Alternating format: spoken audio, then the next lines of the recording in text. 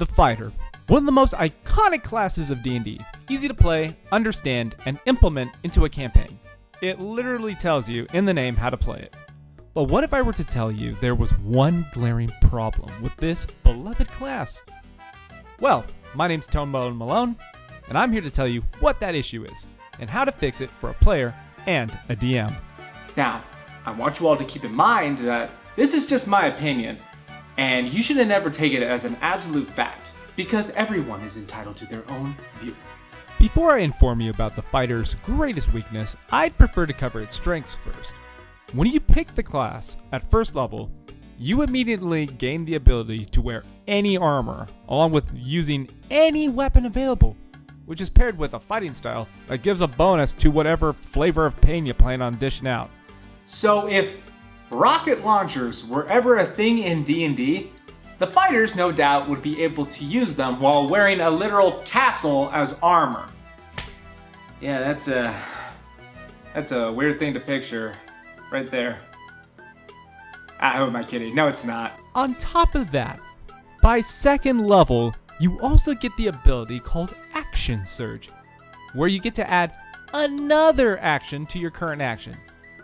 Granted, you can do it again only after you finish a short or long rest, but it's not exactly hard to foresee the DM presenting their handcrafted big bad evil guy to the players, only to watch it melt to nothing before their very eyes because someone casted haste on the fighter who decided to go with two weapon fighting as their fighting style and then went blender mode on its ass.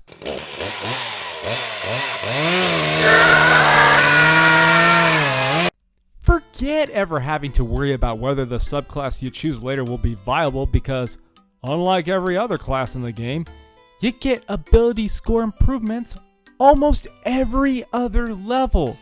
So while your cleric is conflicted in deciding whether they should choose either the Warcaster feat or leveling up their wisdom modifier, because they know they're going to have to wait for another eternity for that opportunity to show up again, though I definitely request that they choose the Warcaster feat because that's actually really, really good. The fighter gets to have its cake and eat it too. If you want to choose a class that can destroy any enemy in its way, and have the DM come to the conclusion that the only way his precious little mobs are not going to turn into little meat pinatas by resorting to, making your fighter make multiple saving throws, then I would suggest choose the fighter. Unless you want to play the other half of the game. I hope you understand by now what the turd on the carpet for the fighter is. It seems almost as if Wizards of the Coast may have forgotten that Dungeons & Dragons was actually a role-playing game when they were designing this class. I imagine that when they made the fighter, it kind of looked like this. Alright. So, as you can see, this class is going to be able to handle any combat encounter the DM happens to throw at it. Granted, how it goes about that, it's going to depend on the subclass that the player chooses. Okay. Did you add any tools for the roleplay side of the game?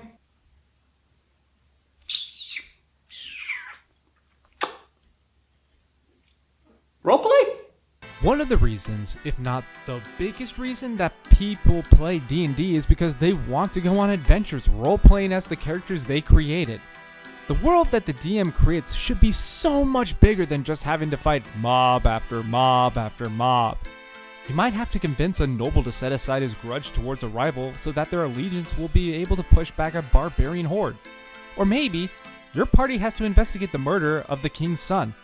Or maybe you might even have to go and forge into the wilderness in search of a specific flower that has the right healing properties to save the town's local priest that has been afflicted by typically incurable disease. In those situations, usually the fighter's just sitting around twiddling his thumbs, wondering when the next combat is going to start. I mean, how often does this sort of scenario pop up whenever your group has downtime? Alright, you've got about a week's worth of in-game downtime before your next quest. What are you going to do, the fighter? I'm gonna find a local fight pit so I can make some money. Now, I could make the argument that with all the ability score improvements, you could put all your feats and ability modifiers into social traits to help out with these future situations. But then you're just neutering the fighter's greatest strength, which is fighting. Though, it would be funny to see a fighter roleplay as a lawyer. Phoenix wrong. He fights with his words and the law of the land rather than his swords. Objection, Your Honor! I do believe I may have found a way to make the fighter more dynamic as opposed to just reserving the class for combat only. Out of all the subclasses the fighter has to offer, there are really only a few that stick out that could really roleplay more effectively than the others. And those are the Eldritch Knight, the Cavalier, and the Samurai. Yes, I know the Purple Dragon Knight is a thing, but given that I have yet to meet a player that has actually rolled as one, and that the subclass sucks, I feel entitled to ignore its existence. Both the Cavalier and Samurai gain abilities that boost their proficiencies in certain skills. The Cavalier gets proficiency in a whole other skill, and the Samurai, while limited to gaining proficiency in just a few skills, later gets to add their Wisdom modifier to their social rolls.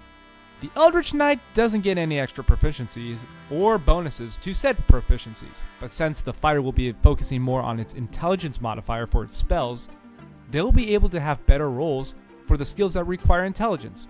Since it's highly probable that you won't have a wizard in your party, the fighter will be able to cover those skills that most classes won't be able to.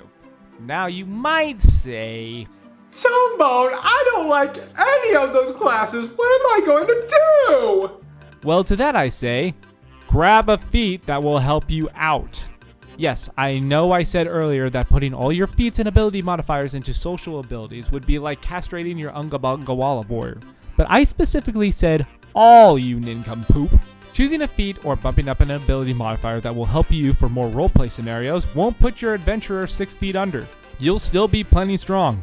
And while you won't be as charismatic like the paladin as a leader, or as heal savvy as the druid, what you'll offer is a supplementary addition to help out said classes whenever they're trying to overcome a challenge, or at least give your character a reason to be around the more fragile classes.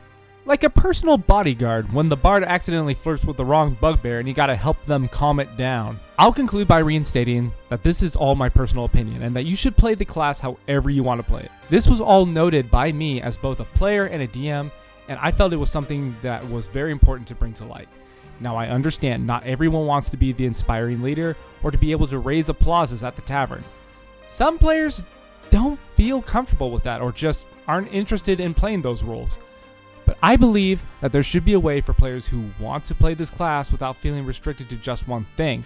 Granted, there's nothing wrong with having someone being good in one scenario, but as stated before by some guy that I'll never know, jack of all trades, master of none, but always better than a master of one.